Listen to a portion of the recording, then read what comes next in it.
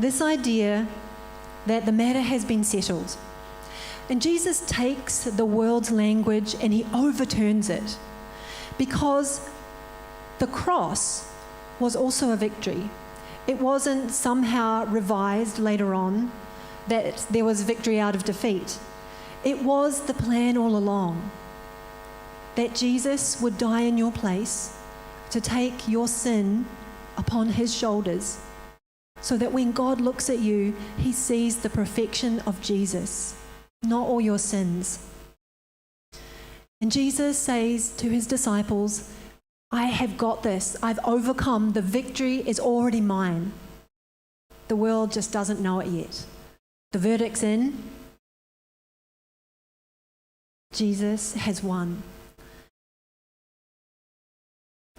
That's why this passage is so worth understanding, because it's not a mystical, funny feeling that you try and will into your circumstances. I love a good Venn diagram, so I thought I might use it to illustrate what I'm talking about. On the left side there, you see the world's realities as I'm sure you know them. There's troubles, there's pressures, that idea of being squeezed and hemmed in from every side. The thalipsis, the 2 a.m. message, the difficult conversation. These are all the things that maybe you have control over, but most likely not. All the circumstances you can't fix. And unfortunately, that circle is not going to go away anytime soon. Then on the right side, you see Jesus saying, I have overcome. I have the victory. It's already been decided. The peace exists not because of the left circle suddenly disappearing, but because the right side is also true.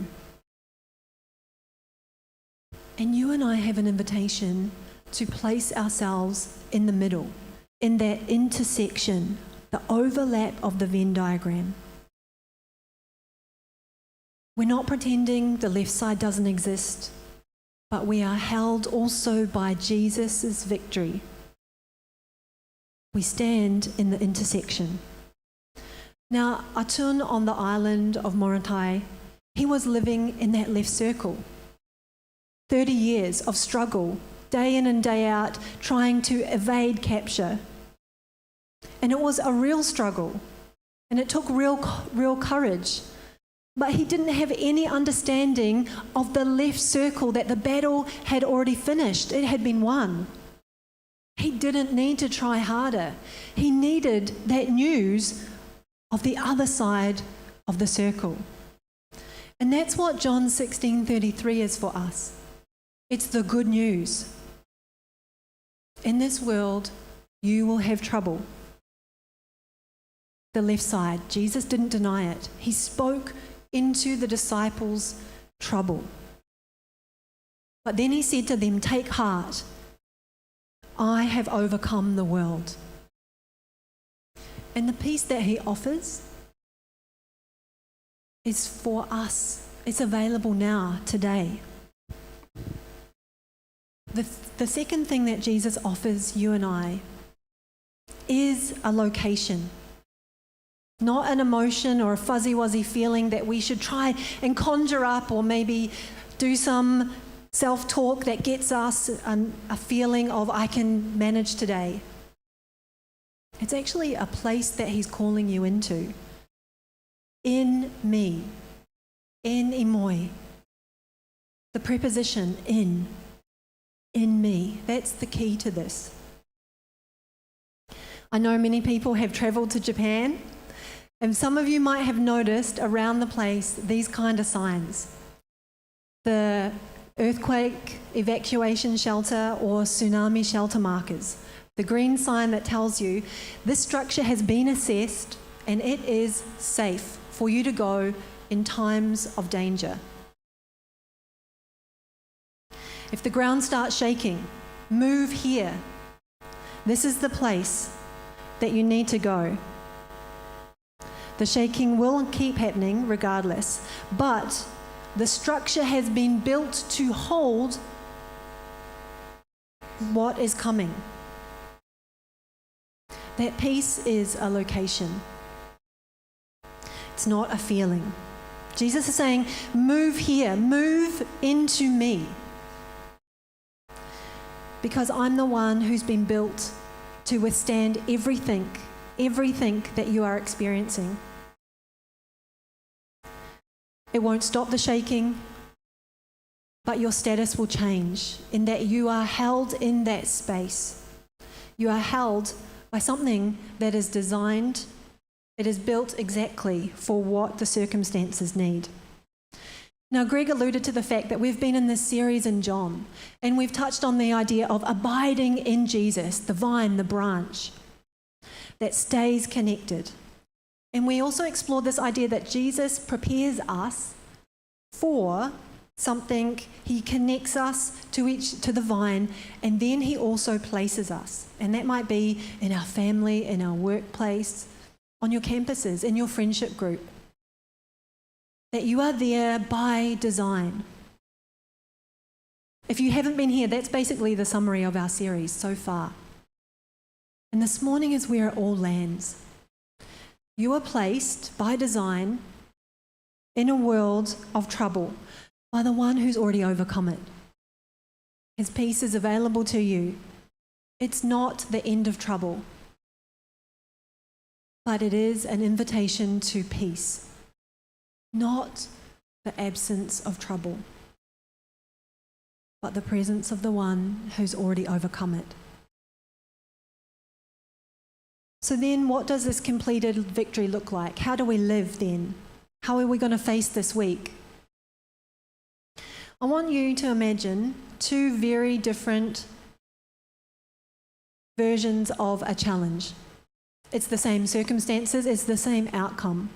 But what's different is where you position yourself when it arrives.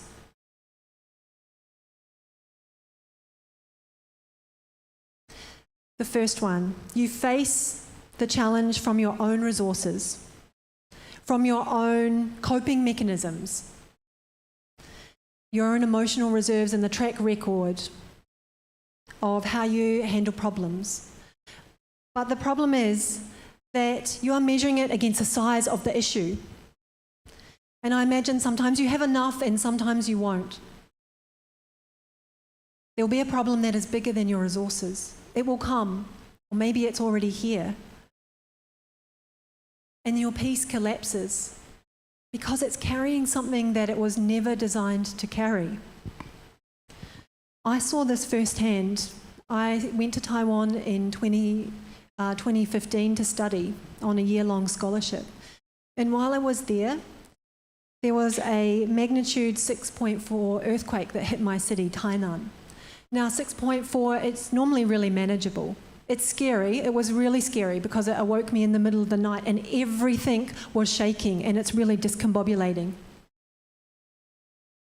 But on the other side of the city, unbeknownst to the residents of Tainan, a 17-story building buckled and it collapsed. And this is what it looked like. 115 people lost their lives in that collapse. And as investigators sifted through the rubble, it became apparent that the builders had taken shortcuts. They found those oil tin cans in the central columns. This building was not built, not designed to carry that kind of movement and weight. And it stood for 27 years. And Taiwan is an earthquake-prone country, like Japan, like New Zealand, on the rim of fire. It stood until it didn't, until the structure could no longer hold and it collapsed. The building, it didn't fail because the earthquake was unusual. It failed because the central column could not hold. And the earthquake, it just revealed the truth underneath. And I want to say that when you and I, when we build our peace on something other than Jesus, maybe it will stand for a while. But there will come a time when our resources won't be enough and it will collapse. We will collapse. And I'm saying to you, it's not because you're weak.